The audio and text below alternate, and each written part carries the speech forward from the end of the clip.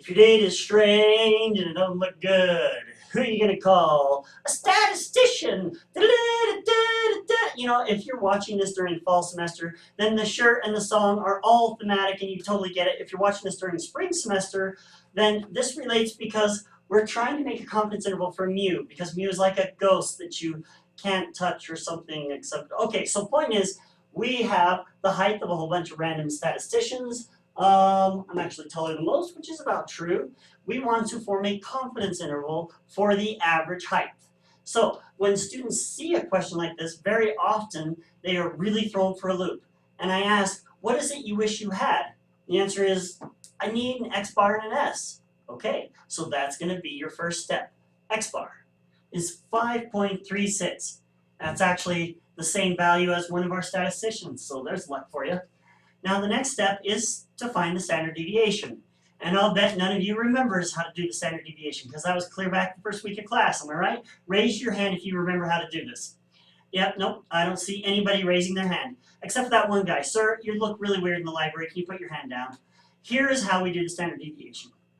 We call each of our data points xi, and then we try to find the distance between xi and x bar. So 5.02 minus the 5.36 is going to be a negative number. Here, this guy is going to have a value of 0 because he landed right on the average. Here, it's going to be right around 1. These values would add up to 0 if you add them because the mean is right in the middle, and that's on purpose. Our next step is to take each of these values and square them. If you go back to chapter 1, there's a video on why the squaring. But here's our value of each of them squared. We're going to add them up. And then divide by n minus 1, which happens to be our degrees of freedom. That's not a coincidence. In this case, we have 6, so we're going to divide by 5. This, incidentally, is the variance. To find our standard deviation, we take the square root of this, is 0.52. Now we have the pieces for a confidence interval the way we're used to. Find the interval for the average. What's our first step? Well, I hope you've asked yourself, should this be z or t? Well, obviously it's in the t chapter. But I hope that you would know that it's a t because our standard deviation here is not some known given value. It's a value that came out of this data set. It is definitely a t-score. Well, if you want this area in the middle, on the tails it must be 33.4%, which means each tail has half that, which is 0.167.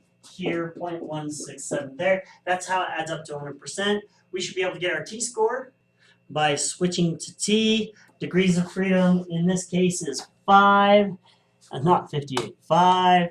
And our t-score is, no, not t-score. We're doing a confidence interval. So I need to put in a probability of 0.167. There is my t-score. So we'll take our mean of 5.36. There's the t-score I just barely got. The s that I found over the square root of 6. I am 95% confident that the average height of statisticians is between 5.1 and 5.6 feet. And you should know that no statisticians were harmed in the making of this video, and that I am not a ghost. I am tired of sucking in my guts when I'm looking at a pumpkin.